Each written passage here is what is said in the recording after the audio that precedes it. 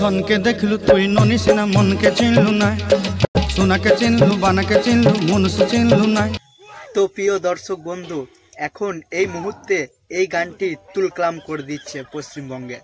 মানে Facebook, YouTube, Instagram, যা কিছু সোশ্যাল মিডিয়ার খুললেই শুধু এই গানটা।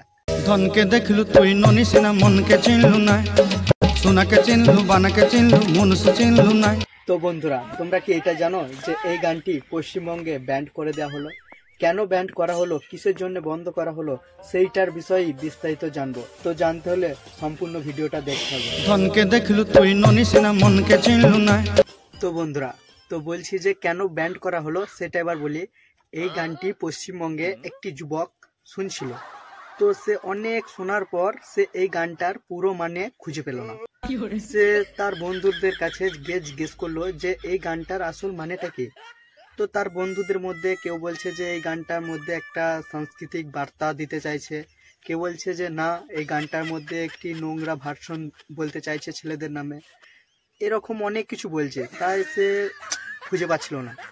তো সে শোনার পর সে শুনতে শুনতে ভাবতে ভাবতে পাগল হয়ে গেল, যেদিকেই যাচ্ছে শুধু এই গানটা শুনতে পাচ্ছে। তো সে ভারসাম্য নিজের হারিয়ে গেল এবং পাগল হয়ে গেল। তার জন্য পশ্চিমবঙ্গ থেকে একটা ডাক উঠলো যে এই গানটার জন্য একটা যুবক পাগল হয়ে যাচ্ছে, তো এই গানটাকে ব্যান্ড করা হোক। তো সেই জন্য এই গানটাকে ব্যান্ড করার ডাক উঠেছে। তো সেই ছেলেটা আর কেউ নয়, এই আমি অচিন্ত রোস্ট। পাগল হয়ে যাচ্ছি ভাই, যেদিকে যাচ্ছি শুধু এই গানটা, ওই জন্যই আমি ডাক দিচ্ছি এই গানটাকে ব্যান্ড করা হোক।